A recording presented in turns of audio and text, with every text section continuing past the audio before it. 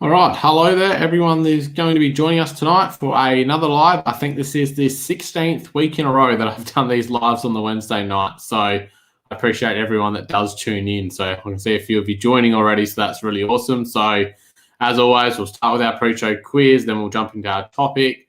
So I'll bring up the quiz one straight away for those that are joining nice and early. So tonight's is a multiple choice, and it's what is the largest tax liability by source? So this comes from 2018-29 data. 2018-2019 data I could find. So is it A, is it super fund income tax? Is it company income tax? Is it GST? Or is it individual income tax?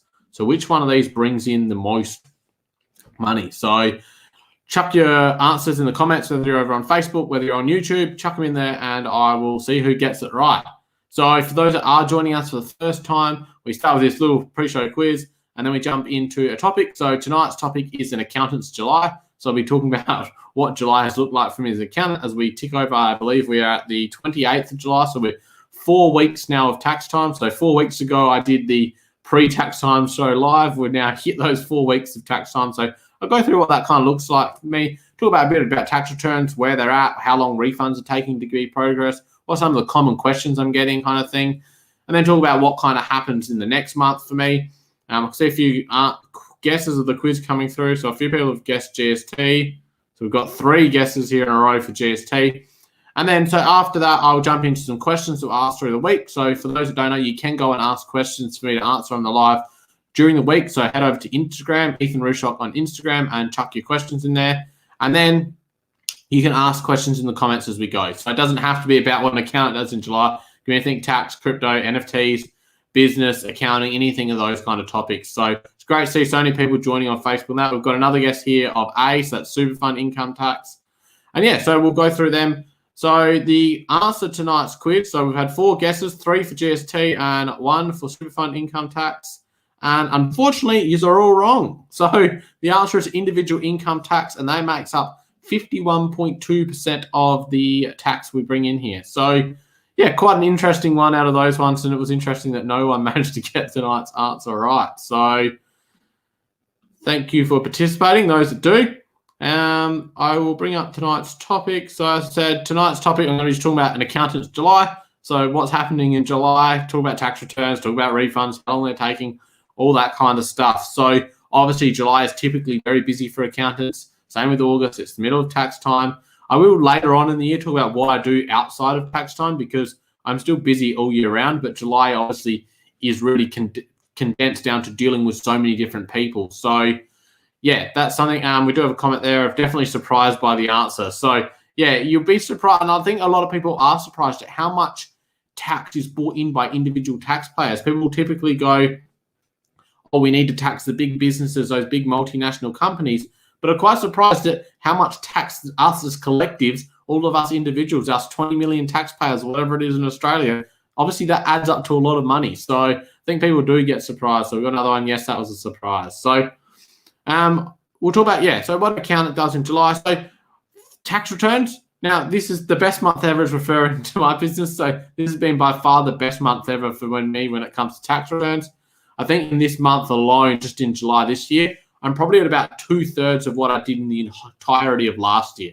So you can imagine that obviously over 12 months, they were spread out over. This year, just in July, we're well ahead. We've probably done about double what I did last July.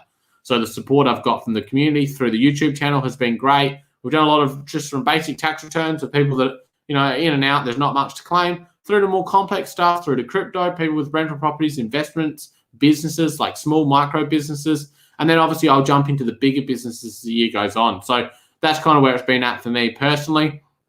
But obviously with tax returns, like I said, refunds are being processed pretty quickly this year by the ATO. So I'm seeing a turnaround time of about 5 business days. So about that week mark from time of lodgement. So I try to lodge as soon as a client comes in, they see me, or whether they do it online, they sign for it, they pay for it, bam, lodged. I try and get that straight away. The ATO receives that pretty much instantly now.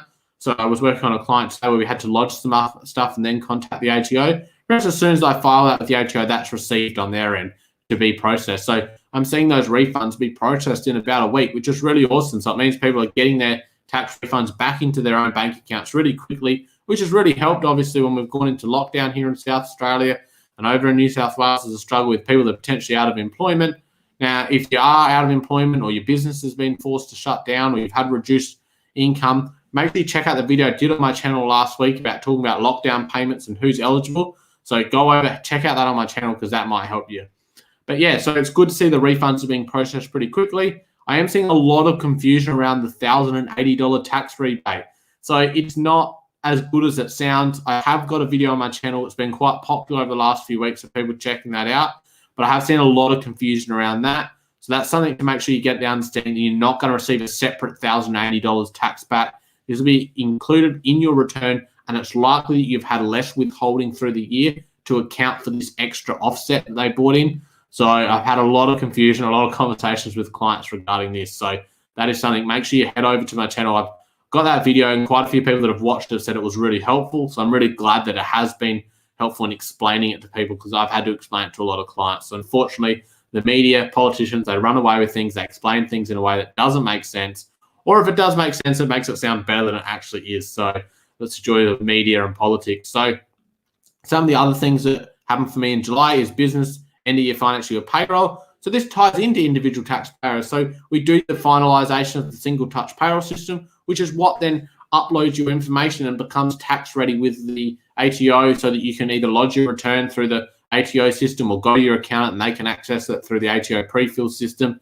So that's what happens on the other side of that. As an accountant, I do that for businesses. So I finalize, I check their wages through the year, I reconcile that, and then I upload those details or confirm those details, what's been filed through the year, finalize that, and then that makes it tax ready for you to do your tax return. So that's another side of it. There's a bit of payroll tax stuff. We've got some work cover stuff. So here in South Australia, we've got Return to Work SA, which is our work cover system. So that's got to be reconciled, and a few bits and pieces like that. So end of financial year is really important, and that obviously carries into July. Those first week of July is really important as me as an accountant to get them done for my business clients so that their employees can get their tax returns done. So as I've talked about a bit before, that has to be done by the end of July. There was an extension this year because of COVID. So hopefully most people now have got their things tax ready. It means they can get their tax return done, whether they're doing it themselves, whether they're doing it through an agent. They can get that done, because if you're entitled to a refund, you've got all your information. Go and get it done so you can get that money back into your account as quick as possible.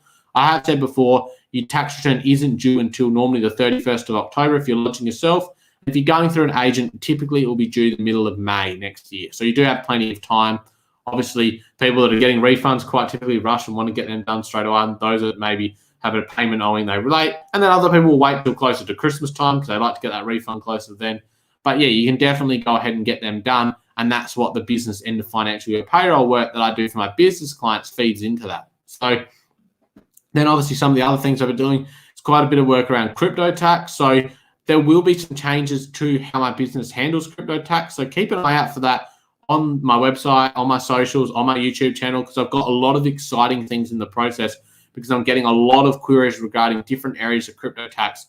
So I've got quite a few ideas up my sleeve that hopefully once things calm down a bit business-wise, I'll be able to implement some of those projects. But I really want to help as many people as possible.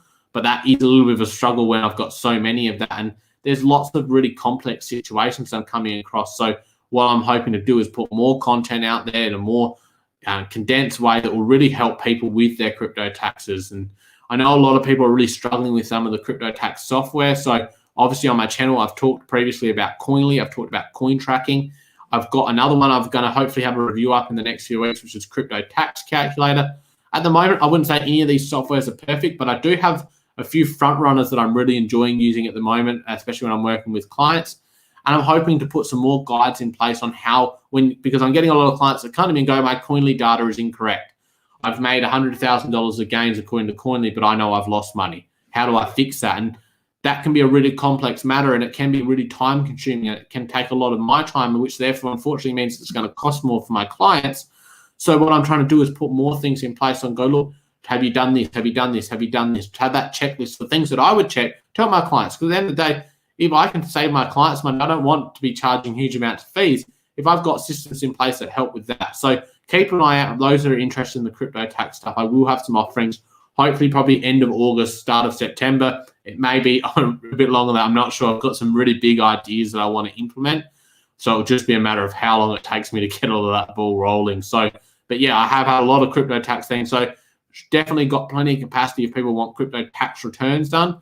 But I really want you to work on getting those reports as accurate as possible, because that's what can delay the return getting done. So if you've got an accurate Coinly report, coin tracking report, crypto tax calculator report, that turnaround time for tax return can be almost same day at times if you get all your information to me. But when you're wanting me to fix that up, that can be really delayed at the moment, because it is quite a time-consuming and a back-and-forth process. So a bit about what's next, obviously, as an accountant. So next we'll be into August. So we'll be continuing with tax returns. I imagine it'll be very similar to the last month. I've still got a lot of clients from last year that haven't lodged for this year. So I'll be working through that, starting to work with some of my business clients from their tax returns. But typically we'll work on those individual tax returns, and maybe more of those complex, some of those more complicated crypto ones will probably be done, and that kind of stuff. So I'll be just trying to continue the process of that. So we've got lots of capacity. Like I said, we're doing phone appointments, online appointments, email appointments. I don't like to promote it too much on the YouTube, but that is what my business obviously is. And then what's next? So the YouTube channel. So we're getting close to 1,000 subscribers. So I can see there are a handful of you over on Facebook watching. If you haven't gone over to my channel and hit subscribe, please do that now. Head off of Facebook, go over to YouTube, hit subscribe. We are at 930. Now it's challenging me. About 938 subscribers, I think, going into tonight's video. So I'm really hoping to get to that 1,000 subscriber mark. So we're getting close. I will do, hopefully, give away 1,000 subscribers. I've got some cool things I want to do to evolve the channel and make it better when it comes to lighting and cameras. So some of that will kick in at the 1,000 subscriber marks, where I've set that goal for myself before I go and spend more money on the channel. So that's some of the exciting things that are coming up next for me. So I do have something coming through here. So I've got someone's put, I use Coinly, but I do need to check how each transaction has been coded and correct where required. Still worth it, in my opinion. So that's something that definitely I agree with, is that I think these things, unfortunately, where a lot of people are running to issues with it, is they're suddenly going, oh, I didn't realize I need to include crypto on my tax return. Oh, hang on. Okay, what do I do? All right, well, I better use Coinly. It's going back 3 or 4 years, and you're going through so many transactions. What you should do, which is what I do with my own personal crypto investments, I actually use multiple softwares because I like to test them all out. But for instance, with Coinly, I check that on a regular basis, whether it's monthly or even I don't make huge amounts of investment. So it might be every time I do an investment, just making sure that my balances are still in track. And the more you're keeping on top of that, probably the less you will have to check. But if you are checking that each month, each quarter, or something like that, you'll realize, okay, are all these transactions coded correctly? So you may be able to then quickly flick through and go, oh, hang on, this was money that come in, that was an airdrop, or that was some staking rewards, and it's flagged it wrong. I better fix that up. Or hang on, something's gone wrong, and one of my assets in one of my wallets is out of balance in Coinly. How do I fix that up? So I definitely think that's a really good comment, to keep on top of it and see how they're being coded and make sure they're correct, and fixing them up along the way, so you don't end up with 3 or 4 years of data to do and 5,000 transactions. Because that's when, if you come to an account like me, I'm either going to go, look, that's almost too hard, as far as it's going to be way too time consuming, or you're going to get a quote that's going to potentially be thousands of dollars to fix up, because it may be a 5, 10, 15, 20, 30-hour job. So doing that checking along the way is definitely a good way to make sure that it doesn't balloon out when it comes to costs. So that's kind of what's next, is, like I said, working on the YouTube channel. So on Sunday, we'll have another video come out, which will be on home office expenses. I've just finished recording and editing that just before we've jumped on tonight. So I do have some questions that have come through during the week. And if anyone does have any questions or comments they want to make sure you chuck them over on Facebook or on YouTube. I can see them all from here. So some of the questions I got, now the first one is a bit of a funny one. So does pineapple belong on pizza, and should people use their tax money to buy some? All right, controversial topic, pineapple on pizza. I say yes, go for it. I love pineapple on pizza. Controversial topic. Leave a comment. I want to know, do you like pineapple on pizza? Now, I do a lot on this channel of, this is not financial advice, because obviously everything I do, you need to do your own research. But should people use their tax money to buy pizza? Definitely, go for it. That can be my best financial advice I can give you. Go and buy some pizza with your tax money. Now, maybe don't go and spend the entire amount of your tax refund on pizza, but hey, I could always bring up the story of the guy that spent Bitcoin on pizza, and yeah, that's didn't end too well for him. So we do have one yes. Yep. So yep, I agree, Dave. Pineapple on pizza is a big yes. And maybe yes. Yep, we've got another one. Pineapple is fine. So Team Pineapple is going strong here. Is anyone Team Anti-Pineapple? We'll see. So, yeah, interesting. You can spend your money on what you want with tax, but like I said before, I spoke about it a few weeks ago, I do find it funny that people will put extra tax away just so they can get a large refund because they're worried they're going to blow it through the year, and then they get the large refund and then they blow it. So interesting concept there. So that's the story for another day. So thoughts on Brisbane winning the Olympics and the effect on the economy. So first of all, I love the Olympics. It's been trying to watch that in between. So quite often my phone here is running with the Olympics on one screen while I'm trying to work on my other two screens. So really love it. Awesome to see Australia pick up a few gold medals today. But I think it's really exciting that we're getting another Olympics here in Australia. I know some people don't like the idea of it, but I think it does generate. Now, there is a lot of cost that goes into running an Olympics. Obviously, there's a lot of cost going into the venues and infrastructure around that. And that's obviously footed by government, and then that can obviously come back through into what the tax. But I think the way Brisbane are approaching it is really good because they're wanting to use the existing infrastructure we've got here. So the advantage with Brisbane is we've got the Gold Coast, we've got the Sunshine Coast, and we've got Brisbane all in that smaller area there.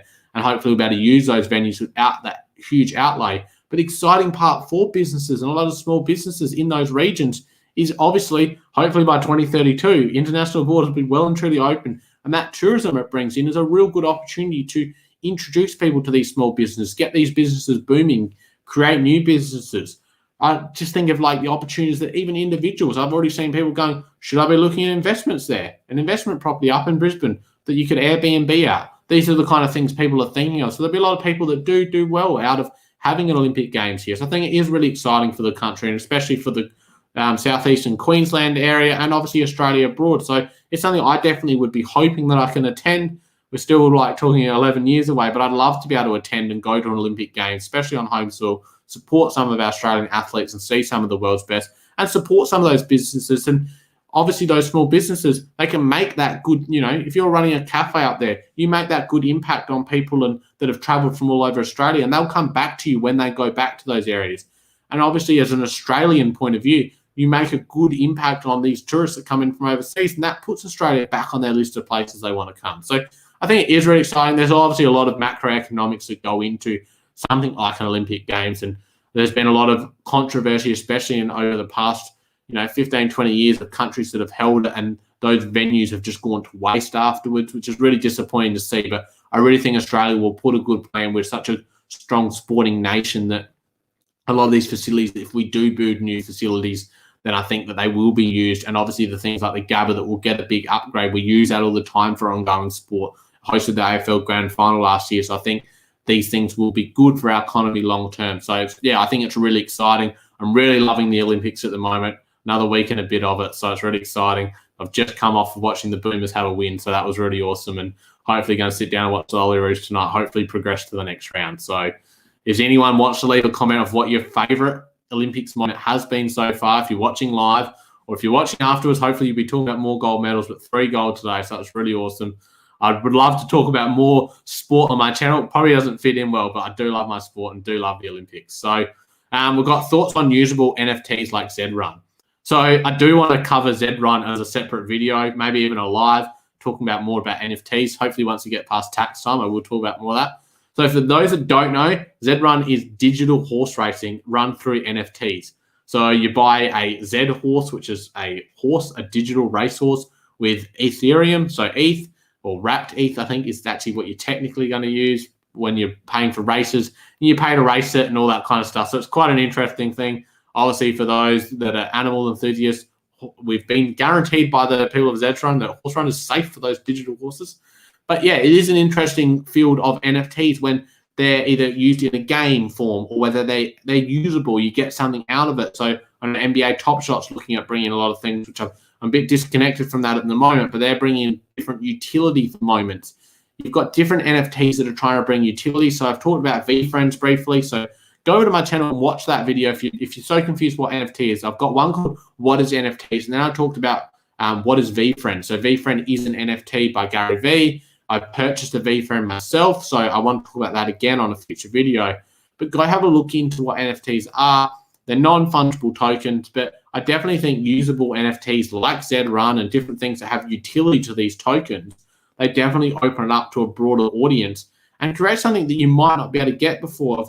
If you own a sports card, that's it. If you own a physical sports card, yeah, you can show it, but that's it. But what about if you own a digital sports card that then allows you entry to an NBA event, for instance? Now, we're not at that stage yet, but that could be what the future is. So my VFriend that I own allows me access to VCon, a conference. So I paid for something that allows me a utility. So there's definitely a whole world of utility-based NFTs. So I think that's a really exciting aspect. And I do want to talk more about NFTs because they do tie in with crypto. And I will be talking about tax on NFTs and topics like that in the future. So definitely, if people have got comments and if you've got NFT projects you want me to check out, I definitely would be interested in having a look at some of them. So we've got one more question that did come in. So people can ask questions in the comments and I will get to them.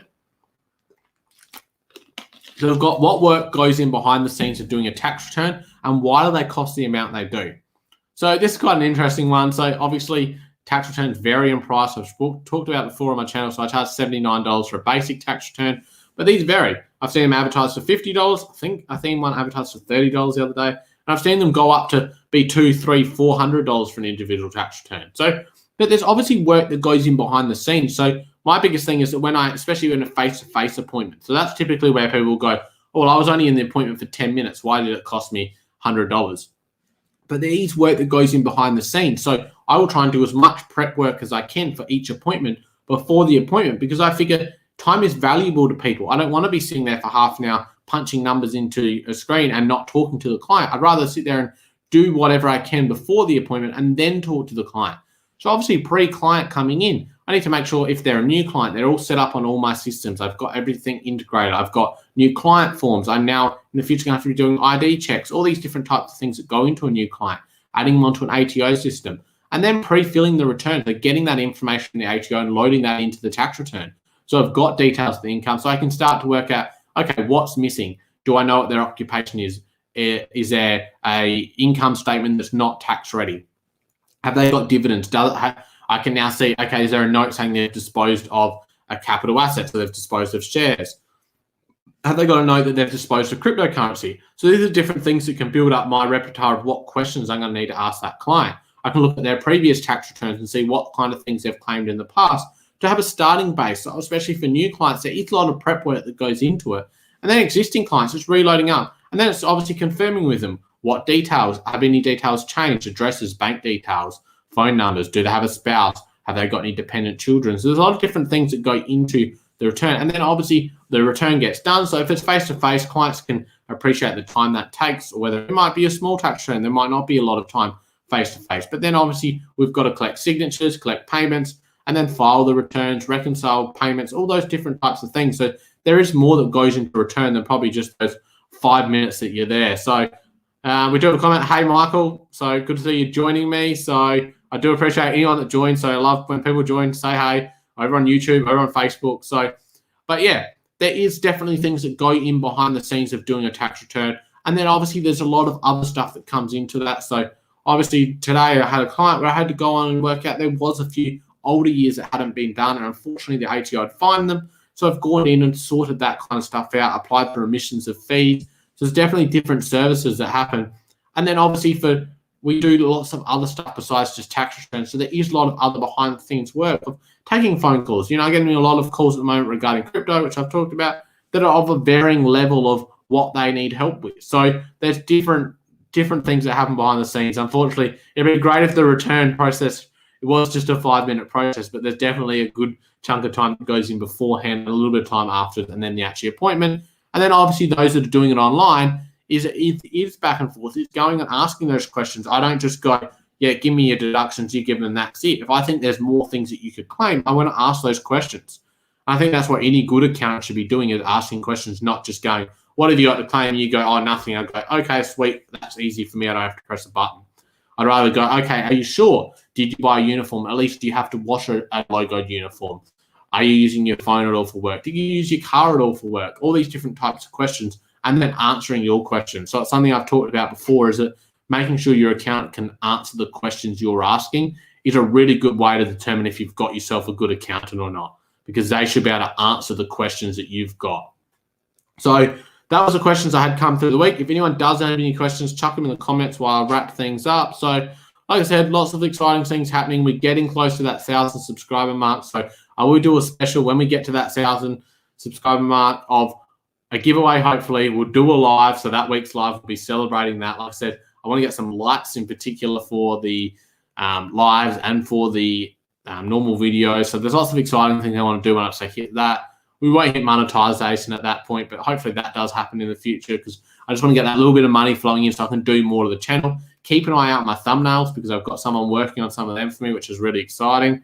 I do a comment here from Michael. I appreciated your help for sure. So, no, I've really enjoyed working with different people like Michael. So, no, it's my pleasure to help you. And I really appreciate when people are thankful for it. I've had a lot of really nice messages when I've done tax returns. So that really makes me feel like I'm doing a good job. And that's really important, I think, for anyone to get that positive feedback. And obviously, if anyone does have negative feedback as well, I want to take that. So any feedback to me is good because I wanted to be able to continuously improve my service. But obviously, when something does go well, I'd like to be told that so that then I can go, okay, keep doing those kind of things and things that don't work. So I do appreciate those things. So I do appreciate everyone that's joined me tonight. So we'll quick dive. I've got plenty of work. I will go back on and do some more work. So keep an eye out Sunday for the home office expenses video. And then again next week for another live. So I appreciate anyone that's joined me. And I'll see you hopefully again next week.